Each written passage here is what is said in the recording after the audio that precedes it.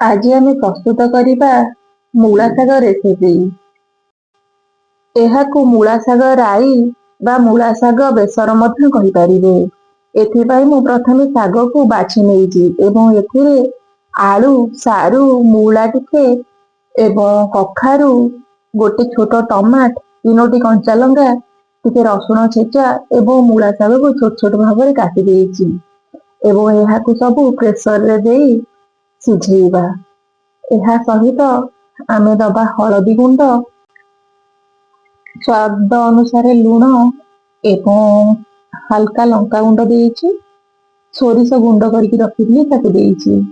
ଆଉ ଆବଶ୍ୟକ ଅନୁସାରେ ଏଥିରେ ପାଣି ଦେଲି। ତାପରେ ଏହାକୁ ଆମେ ସିଝେଇବା। ଏବେ ଆମେ ଚେକ୍ କରିବା ଏ ଭଲ ଭାବରେ ସିଝିଛି ନା ନାହିଁ। ଭଲ ଭାବରେ ସିଝି ଯାଇଛି ଯେତିକି ଆମର ଆବଶ୍ୟକ।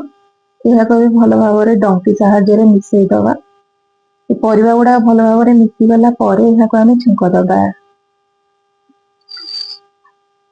ଏହାକୁ ଛୁଙ୍କ ଦେବା ପାଇଁ ଏବେ ମୁଁ ପ୍ୟାନ୍ ବସାଇଲି ଏବଂ ଆପଣ ଚାହିଁବେ ତ ରିଫାଇନ ତେଲରେ ମଧ୍ୟ ଛୁଙ୍କ ଦେଇପାରିବେ, କିନ୍ତୁ ମୁଁ ସୋରିଷ ତେଲ ନେଉଛି। ଆପଣ ଚାହିଁବେ ତ ସୋରିଷ ତେଲ ମଧ୍ୟ ନେଇପାରିବେ।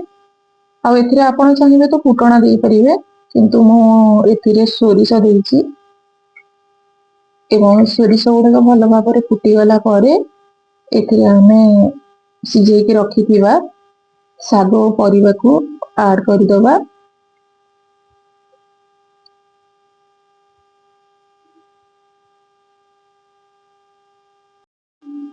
ଏହା ବନେଇବା ବହୁତ ସହଜ। କିଛି ପନିପରିବା ନଥିଲେ ମଧ୍ୟ ବହୁତ କମ ସମୟରେ ଏହା ହେଇଯାଏ ଏବଂ ଘରେ ଯେକୌଣସି ପନିପରିବା ଥାଏ ଆପଣ ପକେଇ ପାରିବେ, କିନ୍ତୁ ବାଇଗଣ ଏଥିରେ ପକେଇଲେ ଭଲ ଲାଗେନି।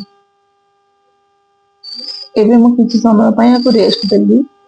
ଆଉ ଆପଣ ମଝିରେ ମଝିରେ ଆକୁ ଘାଣ୍ଟୁଥିବେ, କାଳେ ତଳୁ ଲାଗିଯିବ।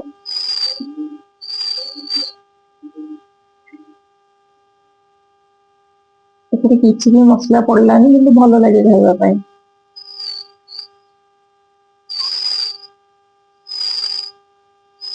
ଆପଣ ଚାହିଁବେ ତ ଛୁଙ୍କ କଲା ବେଳେ ରସୁଣ ଛେଚା ବି ଦେଇପାରିବେ, କିନ୍ତୁ ମୁଁ ରସୁଣ ଛେଚା ସିଝେଇ ଦେଇଥିଲି ଆ ସହିତ।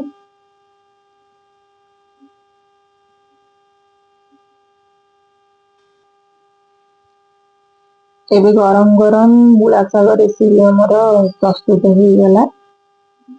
ଆପଣ ଘରେ ବନେଇକି ନିଶ୍ଚୟ ଟ୍ରାଏ କରନ୍ତୁ, ବହୁତ ଭଲ ଲାଗେ।